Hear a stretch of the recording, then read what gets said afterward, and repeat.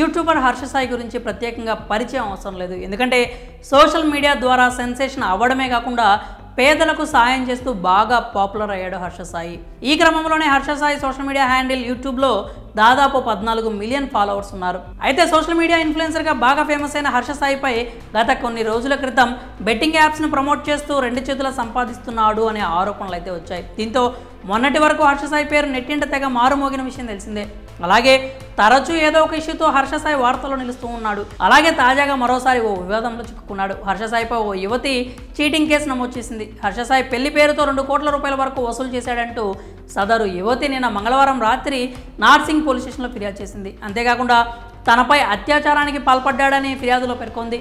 ఇక హర్ష సాయితో పాటు అతని తండ్రి రాధాకృష్ణపై కూడా బాధితురాలు ఫిర్యాదు చేసింది. ఇక యువతి ఫిర్యాదుపై పోలీసులు కేసు నమోదు చేశారు. ఈ క్రమంలోనే హర్ష సాయి కేసులో సంచలన విషయాలు వెలుగులోకి వచ్చాయి. ఆ యువతి ఇచ్చిన ఫిర్యాదు మేరకు నార్సింగ్ పోలీసులు హర్ష సాయిపై ఐపీసీ సెక్షన్ 376(2), 376(n), 354 వంటి పలు సెక్షన్స్ కింద కేసు నమోదు చేశారు. అంతేకాకుండా హర్ష సాయిపై అత్యాచార కేసు కూడా నమోదు చేసినట్లు తెలుస్తోంది. మరోవైపు మంగళవారం రాత్రి వైద్య పరీక్షల నిమిత్తం పోలీసులు బాధిత యువతికి కొండాపూర్లోని రంగారెడ్డి జిల్లా కేంద్ర ఆసుపత్రికి తరలించారు. అయితే తాజాగా ఈ కేసులో కొన్ని సంచలన విషయాలు వెలుగులోకి వచ్చాయి. బాధిత యువతిపై హర్ష సాయి పలుమార్లు లైంగిక దాడికి పాల్పడ్డాడని ఆ యువతి ఫిర్యాదులో పేర్కొన్నట్లు సమాచారం. తనపై లైంగిక దాడి జరుపుతూనే తన నగ్న ఫోటోలు, వీడియోలు తీశాడంటూ వాటిని చూపిస్తూ బెదిరిస్తున్నాడని తన కంప్లైంట్లో పేర్కొంది. అంతేకాక నగ్న ఫోటోలు, వీడియోలు చూపించి పలుమార్లు లైంగిక దాడి చేశాడంటూ తెలిపింది. మొత్తంగా హర్ష సాయిపై బాధిత యువతి చేసిన ఆరోపణలు సంచలనంగా మారాయి.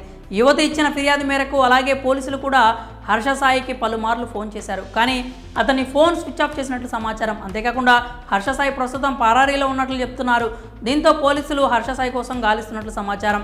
అయితే తాజాగా హర్ష సాయి తన ఇన్స్టాగ్రామ్ అకౌంట్లో ఒక థంబ్నైతే పెట్టి తాను ఎక్కడికి వెళ్ళలేదన్నట్లుగా, ఇవన్నీ కూడా డబ్బు కోసం చేస్తున్నటువంటి ఆరోపణలు అన్నట్టుగా ఒక పోస్ట్ అయితే పెట్టాడు. అంతేకాకుండా ఇక ఫర్దర్గా ఈ విషయానికి సంబంధించి సమాచారాన్ని మొత్తం కానీ లేదంటే వివరాలన్నీ కూడా తన తరఫున లాయర్ ఎవరైతే ఉన్నారో ఆయన అందరికీ వెల్లడిస్తాడు అంటూ చెప్పాడనమాట. అంతేకాకుండా ఇవి కేవలం ఆరోపణలు అన్నట్టుగానే హర్ష సాయి అయితే కొట్టేస్తున్నట్టు తన సోషల్ మీడియా పోస్టులు అయితే చెప్పుకొచ్చాడు. అయితే ఇంకా ఈ కేసుకు సంబంధించి ఫర్దర్గా ఎలాంటి విషయాలు వెలుగు చూస్తాయనేది అయితే పోలీసుల దర్యాప్తు ప్రారంభమైన తర్వాత తెలుస్తుంది. మరి హర్ష సాయిపై ఓ యువతి అత్యాచార కేసు నమోదు చేయడంపై మీరేమనుకుంటున్నారో మీ అభిప్రాయాలని కామెంట్స్ రూపంలో తెలియజేయండి.